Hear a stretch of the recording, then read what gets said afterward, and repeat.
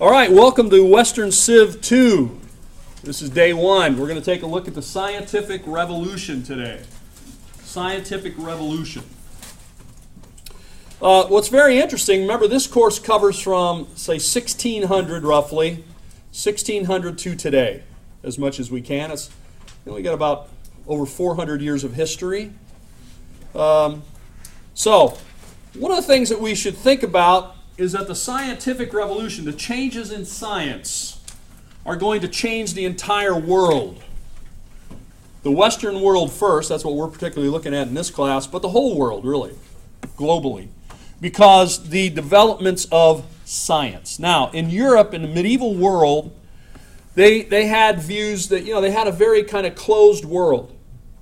People didn't travel very far. They would travel maybe less than 50 miles from their house in their whole life. They wouldn't, they wouldn't go very far away because it was hard to travel. It was expensive. And where are you going to go anyway? You got a lot of work you got to do. You don't have time for that, right? So, that's one thing. But what happens around 1500, you remember 1492, Columbus sails the ocean blue? Around 1500, things begin to change. And the world becomes a much bigger place for people in Europe, and well, really everywhere, because they begin to see the ocean not as a barrier, but it's a bridge. Okay, the ocean becomes a bridge to other parts of the world. So the countries that have access to the ocean actually begin to do a lot better than the countries that are landlocked. Okay, because of the sailing, the navigation, and then that starts to bring a lot of trade. It also brings a lot of ideas. For example, if you believed that the world was very small, and everybody agreed, and then suddenly you find out the world's a lot bigger place. Find out there's continents over here you didn't even know about. North America, South America. What else don't we know about? What else are we wrong about? So people begin this kind of thinking that, they begin to think maybe a lot of stuff I believe is not true. That changes the way people think. Scientific revolution is going to be one of those things that's really going to begin to change around 1500, leading us up to 1600. For example, the accepted view of the universe, of the world, the solar system, however you want to look at it, was the idea that the Earth was in the center of that universe. Why? Well, this is what the Greeks believed. Ptolemy wrote about it. Aristotle and other people had referenced this kind of thing. It made sense observationally that my world's not moving, I'm here, right? The sun comes up over there and it sets over there. The sun revolves around me, around this world. Planets, the stars, everything moves in the sky because I'm stationary and I'm in the center. It makes sense observationally. And that's what they were using.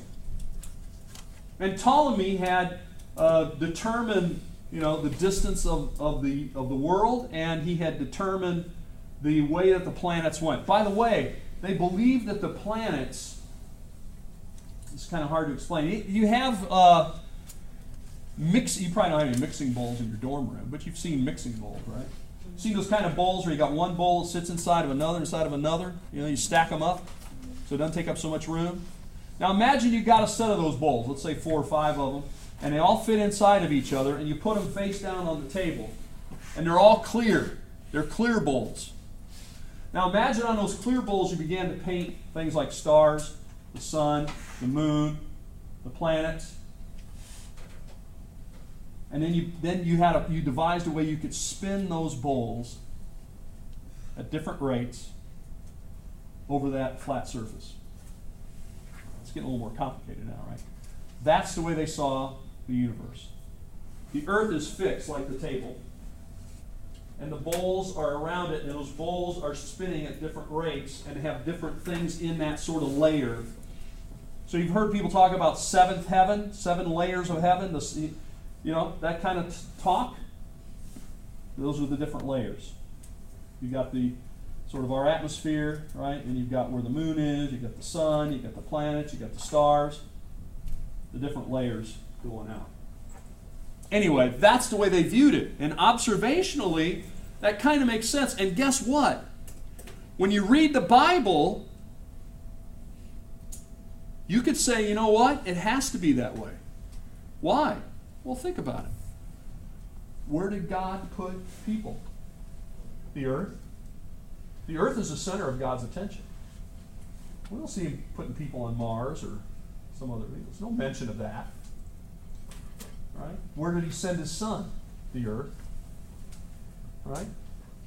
So everything's focused on the earth. And when you read the Bible, it has that same kind of observational thing. The sun rises, the sun sets. So people began to say, you know what? This view of Ptolemy fits the Bible, so therefore it's our view that you have to hold to this view, and if you don't hold to that view, you're not following proper teaching of the church, proper teaching of the Bible. See how that might work? That's it in a nutshell. So in other words, the church adapts the Greek idea and makes it the church's idea. Okay? So we got to be careful about that because that ends up with a lot of trouble. A lot of people blame the church for that. Church did not come up with this idea. This predates even the time of Christ. This was the idea. The church just adapted it. Now, so what was it? It's a geocentric view. Geocentric, easy, right? Geo means the earth. Centric means centered. The earth is in the center of the universe, in the center of everything. Center of God's attention. It's what the sun rotates around, the moon, the planets, the stars. All right? Let's move on. Now what's going to happen then is a guy by the name of Copernicus is going to come along, and he's going to have what sometimes is called the Copernican revolution, because it's named for Copernicus. Now this isn't a revolution, like with guns and military and political. This is a revolution of ideas. Because Copernicus actually was a monk, by the way. But he was a mathematician. He was an observer. And he begins to look at this and he says, you know what? This does not make sense mathematically. Here's the geocentric thing, the one on the left. The one on the right is Copernicus's view, where he has the sun in the center instead of the earth in the center. See, here's all those bowls, right? Here's all those layers with the stars all the way out. And then he has the sun in the center, and we're just, like third planet from the sun, right? That's heliocentric. Now, that may seem like a simple thing. It's what you've learned in school. It doesn't seem too radical to you. But it was a radical idea at the time, because what it says is, what you could begin to say is, well, the earth doesn't really matter that much. The earth is just one of several planets that go around the sun. In fact, we're not even the closest one. We're not even the largest one. Right? Of course, the only one that has life on it, although some people are trying to find life elsewhere, right? On Mars or something. But anyway, so it really changes your perspective. And if I live on that planet, if I live on this planet, geocentric, I'm the center of God's attention. If I live on that planet, I'm just a guy on a planet that's one of lots of planets. Now I know there's lots of stars, maybe with lots of planets, and I'm just like one little dot in a sea of dots, right? All right, so it does change your perspective.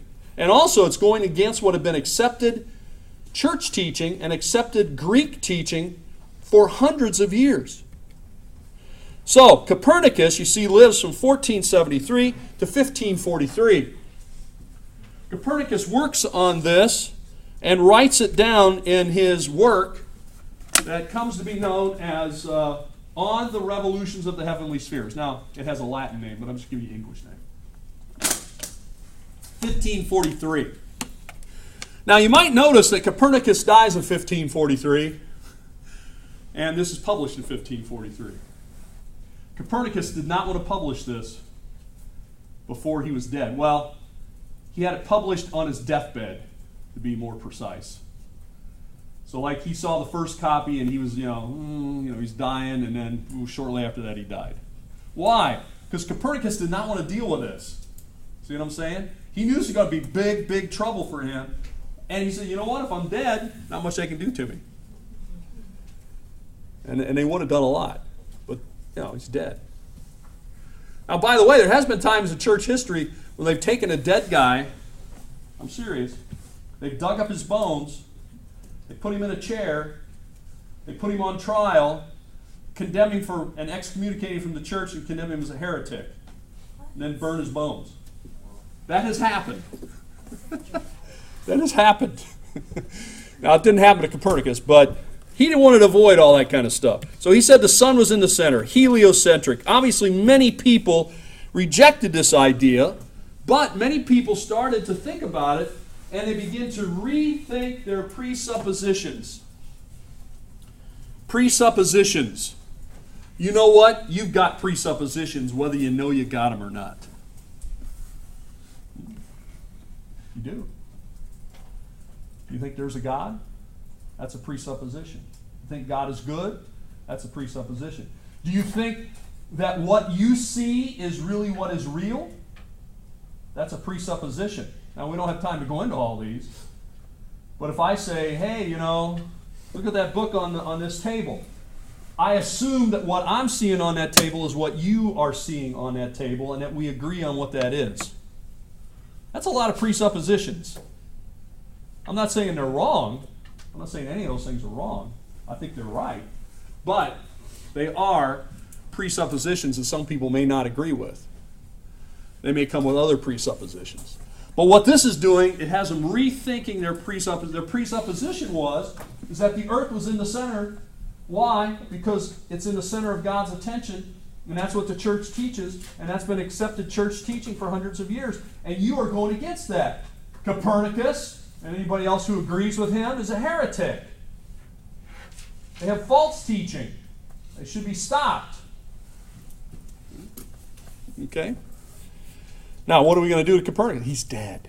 Not going to do anything to Copernicus. You want to see what Copernicus looks like? This is about as close as you're going to get. We obviously didn't have any cameras back then. But what they did here is they used the computer to reconstruct this from his skull. They found a burial in a church, a cathedral, and then they thought it was Copernicus, and then they had one of Copernicus's books. And in the book they found some hairs, which they assumed were his hairs. They took the DNA, see, Skynet, I'm telling you. They took the DNA from the hairs, and then they matched it to the skull's DNA. So they said, we really think that this is Copernicus. Then they took the skull, they scanned it and all that, and they did all the kind of, magic that they do with reconstructing skulls and aging it and all that kind of stuff. You can see it all here. So this is probably closer you're going to get. Yeah, that's not going to be on the test. I just thought it might be. Thought it was kind of interesting, the stuff they do.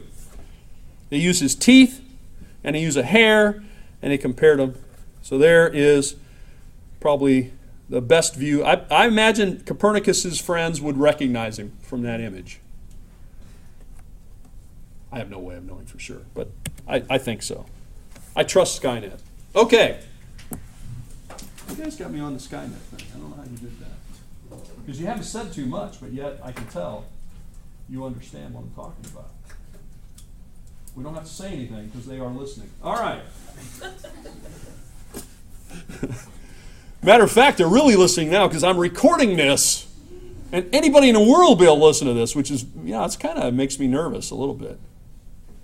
Maybe I should lock down my YouTube channel so no one can actually log into it. Maybe I'll have to do that after class. Maybe it's already done because I just said it. Anyway, Johannes Kepler. See, some people put that thing in their house. They got that woman in a tube or whatever it is. So and they like say they talk to it and it like does stuff and it talks back to you. I do not want one of those. You know what I'm saying? They'll say, "Oh yeah, do this, do that." They're recording everything you say, man. They're keeping track of everything you do. They know when you get up. They know when you go to bed. They know what you eat. They know everything you say. They're reporting it to who? I don't know. Skynet. I don't think I want one of those. Yeah, Alexa or Google's got one. Or who else has got them? Everybody's got them now. I don't have one. I really don't And then like now you get like a refrigerator. It's got all that stuff on it. I don't want that either. I don't want my refrigerator knowing what I put in it. That's just, my refrigerator should keep stuff cold. That's all I ask of a refrigerator. Really, just keep my stuff cold. You don't need to do other stuff for me. Yeah, I want a Wi-Fi connected refrigerator. That's just me. Maybe someday, but I don't really like the idea. They have a thing now, I think, where you like have a camera in your refrigerator, and you can turn it on when you look at it in your phone, your refrigerator. Say, ooh, do I have any milk? You know, how tough is it to look in your refrigerator or to know you got no milk? You go in the morning, there's no milk. You can't remember that when you get to the store? You could write them down on a piece of paper or something. But no, I'm going to turn my camera on. Now, who else can turn that camera on? I'm just saying, Skynet. All right. Johannes Kepler. Johannes Kepler is another mathematician, scientist, 1571 to 1630. Many people had ignored Copernicus' ideas, mainly because he was considered to be a heretic and his ideas were wrong. But, you know, Kepler began to study them, and he said, you know what, I think Copernicus was right. And in fact, he began to do calculations and confirm that Copernicus was right, but he made one adjustment. And this shows what happens when you're doing science. You take the work of one person, and then another person builds on that work and refines it, and then we refine it and make it better. So what did Kepler say? He said, well, Copernicus is right. The sun is in the center. Copernicus is right. These things are traveling around the sun. But you know, when I do the calculations, the one thing I figure out is the orbits are not a circle. The orbits are elliptical. They're elliptical. They're not circular. Or you might say big deal. Well, it is kind of a big deal if you're trying to travel to some of them or something. But so that's what he did. He refined it. The orbits are elliptical, not circular. So this demonstrates for us that you really, and this is in science, but really it's in everything, you build upon what others have done. Right? Somebody discovers something, or they come up with an idea, then you take that idea and you refine it, maybe change it a little bit, adapt it to your situation, but you're not starting from scratch. All right? Some people say, why reinvent the wheel? We already got the wheel. I don't have to sit down and think, hey, what could I use to get things to move around in? Oh, maybe some kind of circular thing. Oh, wait a minute, we already have the wheel. See? So I just start with that. I already got wheels. Now what am I going to do with them? All right, let's move on. Galileo Galilei. Here he is. He lives in Italy. Does anybody know what this is? Anybody ever seen this before? Leaning Tower of Pisa, that's right. Not pizza. By the way, speaking of pizza, since you guys brought it up. Did you bring it up? That's what we call a segue into business. Maybe not a good one, but that's what it was. A week from Friday, not this Friday, a week from Friday, that's September the 7th. Check it, I think it is. September the 7th. You are invited to my house, all of you. Now, you know, if all of my students show up, it's going to be a very big party. But you are all invited. You're welcome to come to my house. I make homemade pizzas. I make the dough. I make the sauce. I bake the pizzas. So when I say a pizza party, it's not I'm going to call up some company and have them deliver, 15, 20 pizzas. I'm going to make 15 or 20 pizzas. I'll make pizzas till I run out of dough. I don't never know how many people are showing up, so I make a lot of dough, and I usually don't make all the dough, right? So I'll have cheese, and I'll have sauce, and I'll have, other things that go on there like pepperoni, stuff like that. And so I will make different kinds of pizzas depending on what people want when they get there. Yes, even with pineapple. I know some people have very strong feelings, pro or negative pineapple. Yeah, see, she's shaking her head and she's like cheering. On pizza. What's that? It belongs on pizza. Yeah, so I don't want to start that fight here. She's saying no way, and you're saying it's great. It's awesome. But you don't have to eat that one. There'll be other pizzas. But I will make, Hawaiian pizza, or whatever we call it, pineapple, ham, bacon, onion, I'll put it on there. I don't know, it's something like that. So anyway, I'm getting hungry because I haven't had lunch. You had lunch? Ooh, I'm getting hungry now. Because it's good pizza. You know, I hate to say that because I'm the one making it, but it is good. I don't want to say anything bad about the cafeteria, but mine's better. Don't tell anybody I said that. Wait a minute. I'm recording it. I'm going to rewind that. Anyway, you're invited to my house, and I will email you and give you directions. You know, if a whole bunch of you are coming, send me an email so I buy more food. All right. The Leaning Tower, not of Pizza, but of Pisa. Well, Galileo Galilei. I always thought that was an interesting name. Usually we just call him Galileo. We put the telescope here because he actually sort of constructs a much better, he puts lenses in there. So this is a refraction telescope. And so he can begin to look out and see what's on the moon. He looks out there and he sees mountains, craters, stuff like that. He looks and he sees the moons of Jupiter. He sees rings around Saturn. He's seeing all kinds of things nobody's ever saw before because they've never had a telescope, right? So he's observing that. Now he does one thing here I recommend that you do not do. He used that telescope to look at the sun. And he saw a lot of interesting stuff. He saw solar flares. He saw sunspots moving around on the surface. And he eventually went blind as well. So keep that in mind. Don't stare at the sun. That's my public service announcement for today. Don't look at the sun. Now last year we had an eclipse. And that's when some people are tempted to stare at the sun. Because it's kind of dark and you think it won't hurt you, but it will. But we don't have an eclipse this year, so. Even when there's an eclipse, don't look at the sun directly. Okay? They can buy little filters, you can buy little things to, but just regular sunglasses is not good enough. All right. Galileo eventually went blind because of this. Before he went blind, though, he wrote a lot of this stuff down. He determined that the universe that is outside of what we would call our atmosphere is very different than what's in our atmosphere. We call it today a vacuum. It's empty. So by the way, if you jump out of the spaceship and you don't have a suit on, it's not going to be pretty. I'm not going to tell you what's going to happen, but you don't want to see that. It's not good. It's kind of an explosion will happen. Let's just leave it at that. All right, so it's a vacuum. Now he writes all this down in The Starry Messenger. He's giving it to you in English. It's kind of the briefer title. The Starry Messenger, 1610. When he does that, notice he doesn't die till 1642. So he gets in trouble. Because he's basically endorsing the ideas of Copernicus. And the church doesn't like that. They put him on trial. They charge him with Copernicanism. I guess if that's a word. Copernicanism. That is holding to the beliefs of Copernicus, which were said to be wrong. And they were going to burn him at the stake. And so he said, well, maybe I didn't mean that stuff in there. Although he did. Right?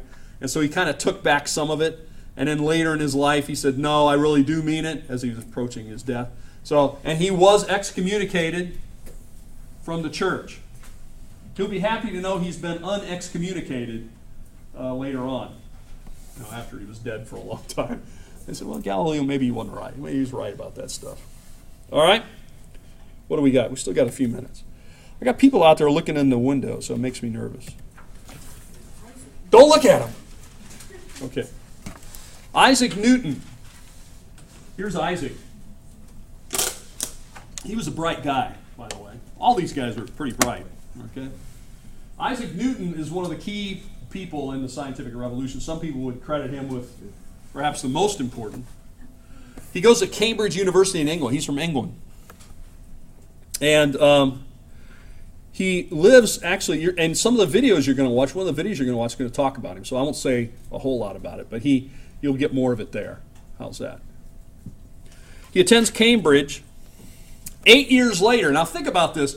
Imagine that whatever your major is, you're starting right now, 8 years from now, you're the head of that department. Think about that. That's what happened with Isaac Newton. He went there, 8 years later, he's chair of the mathematics department. This guy's very bright. Now, he uses his mind to study the works of Copernicus, Galileo, Kepler, and others. He builds upon those giants, he would say. I build upon the work of giants. I stand upon the shoulders of other, of giants. That's an important thing to remember. You don't have to start from scratch. Newton does, and he comes up then with further developments, further ideas. The laws of motion. You ever heard of the laws of motion? That's him. Calculus. You ever heard of calculus? You can blame him. He came up with it. Let's move on. Here's some of his great discoveries. He was very interested in light. And so he began to look at light, and he found out that light sort of functions like a particle, sort of like a bullet. It goes straight. You can bounce it. If we had some sunlight today, we don't have a lot. You could take a mirror and you could, direct it around the room or something, right? So it kind of bounces in straight angles. But it also functions like a wave. And it has and he took a prism and he separated. You could see the different colors in it. Have you met my friend Roy G. Biv? You've heard about Roy? Roy G. Biv. Red, orange, yellow, blue. Yeah. Red, orange, yellow, green, blue, indigo, violet. Roy G. Biv. Those are the colors of the rainbow, but they're also the colors of pure sunlight. Can be divided into those colors. All right, again, it's not a science class, but we're talking about science. So he looks at those things, and he really begins to study. He's very interested in a lot of things. He's doing a lot of math on it. Calculus. He begins to take the ideas of mathematics and to put them with time and with the concept of infinity. That is, that they're going to go on and on and on forever. And we're not going to try to explain it any more than that. But if you've had calculus class, you can thank him or blame him depending on your view. And he develops a more powerful telescope, a reflection telescope instead of a refraction telescope. Refraction, you have two lenses and you focus through it. That's what Galileo was using. A reflection has the light come into a parabolic mirror, to a kind of a curved mirror, and that focuses it onto a little lens that you look at it. That mirror can actually magnify more because it can capture dimmer and dimmer light, and you can see it. Anyway, so he gets to see things that others could not. Now let's take a look quickly at some of his laws of motion, just for fun. You'll see my definition of fun may not equal anyone else's in the room. I think looking at this is fun. You think, no, it's torture. I'm sorry. Well, anyway, here's the first law of motion. And you've heard this, right? An object in motion is going to stay in motion, tends to stay in motion until it has an object is acted upon on an outside force. All right, let's say you're flying down the I-4, which be an achievement in itself because usually it's like a parking lot. But let's say you're going down the I-4 and you are exceeding the posted speed limit. You're going about 90 miles an hour. Now, by the way, when you're in your vehicle going 90 miles an hour, that means you are going 90 miles an hour. Don't forget that. And if you run into something like a bridge, an overpass, you're going to suddenly go from 90 miles an hour to 0 miles an hour. Your car will stop, but will you? Well, if you got your seatbelt on, that's going to help. But if you don't have your seatbelt on, like you'll be like this poor guy, you're going to go out through the windshield, and that's going to kind of wreck your whole weekend. All right, these are the kinds of things that he is thinking about. Newton also has his second law of motion. This has to do with acceleration, is force over mass. So let's say we got a hippie, and he's got a van. He runs out of gas because, he forgot to put it in. So he's got to push it. The force that he does here to get that thing moving is this formula, okay? So he's going to have to overcome friction, lots of other stuff that Newton talks about that we're not going to go into. But for this kind of mechanical physics is what I'm talking about. The ideas of Newton still hold today. We use them today. So for example, if you go out there on the interstate and you have an accident, I hope you don't, you're going to hit the brakes. They're going to be able to measure your skid marks and they'll know how fast you are going. Oh, very simple. because they know the coefficient of friction of a rubber tire on asphalt, and they can plot that in by the distance of your skid, and they'll probably come up with something less than your speed because you probably ran into something at the end of it. That's why they're there. So that you tell them, oh, I was doing 55 miles an hour, and they're going to say, sorry, we know you were doing at least 80 miles an hour. How can they know that? Well, math, physics. How about this one? Third law of motion.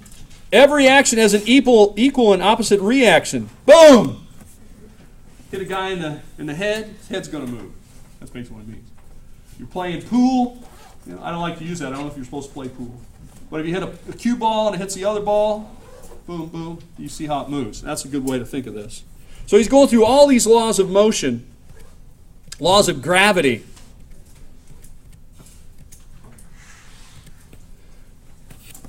So we see he discovers gravity. I mean, gravity is already around. But he comes up with the principle, the law of gravity.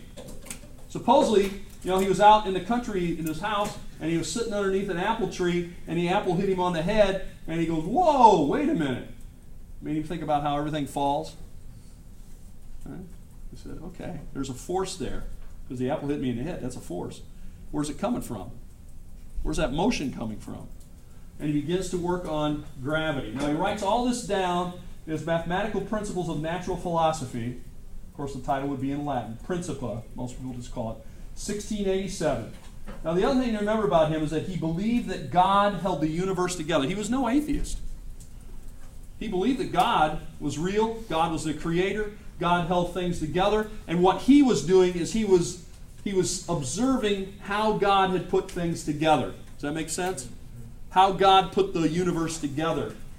And his idea was, you know what? This world should be orderly. Why? Because God is orderly. The Greeks didn't think their gods were orderly. Their gods could do anything any day, and they wouldn't do the same thing 2 days in a row. But the God of the Bible, the Greco-Roman gods, were capricious. The God of the Bible, Judeo-Christian God, is the same today, tomorrow, and forever. And so the universe is put together in a systematic way. And that's the principles of which Isaac Newton held upon. All right. Hope to see you next Tuesday. Take care.